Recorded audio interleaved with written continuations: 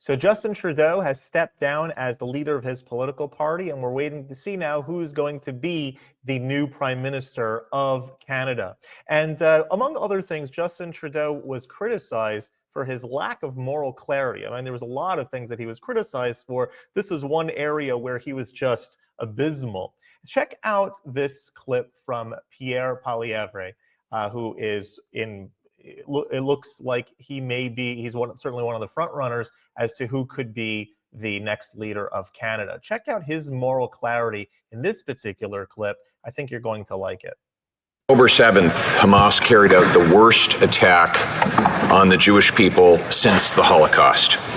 They deliberately targeted innocent mothers, babies, grandparents, partygoers, peace activists, and countless others who had no connection whatsoever, even to military life. These were innocent civilians living their lives until they suddenly came to an end. The attacks unleashed a carnage that is almost unprecedented in human history. In fact, what was special about these attacks is the delight and the triumphal pride and exhibitionism with which Hamas surely carried them out. All of that reminds us that Hamas is not a militant organization. It is not a government. It is not an activist group.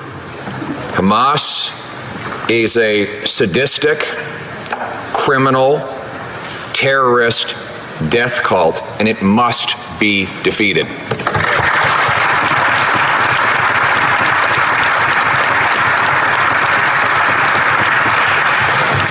There will be and there can be no negotiating with Hamas. Hamas can only be destroyed, just like President Obama destroyed and assassinated Osama bin Laden. There was no negotiating with bin Laden, and there can be no negotiating with Hamas. And this attack was also an attack on Canadians. If I could quote my deputy leader, in the carnage, 5 Canadians were murdered. And they're not just numbers. Alexander Luke from Montreal, Ben Mizrachiov of Vancouver, both murdered when Hamas opened fire on a music festival. Shir Gregory was also killed.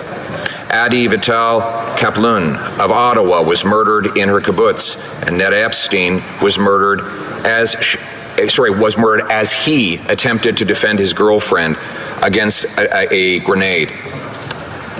They are now in our memories forever, and may their memories be a blessing. And we know why Hamas felt the need to act with such drastic cruelty at this time.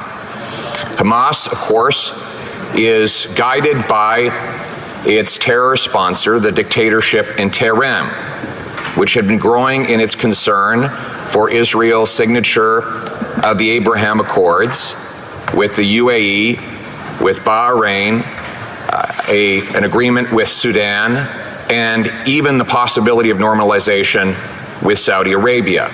This kind of peace between Muslims and Jews, between Israelis and Arabs, would be a nightmare for both Hamas and for Iran, for the dictatorship in Iran, who seek to perpetuate the conflict and the divisions as a source of power. They need to perpetuate the hatred in order to justify their dictatorships. And that's why they felt the need to interrupt any path towards peace. Here in Canada, we judge people on their own merits, their own deeds, and their own words. That is why the great Canadian Prime Minister Wilfrid Laurier said when he was asked, "What is our nationality?" he did not list an ethnicity or a religion or any other superficial demarcation. Back then, we were already mixed up. We had, obviously, Indigenous people, Scots, Irish, and many people from all around the world in our country.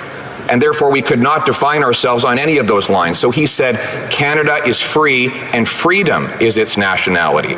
And so it is today.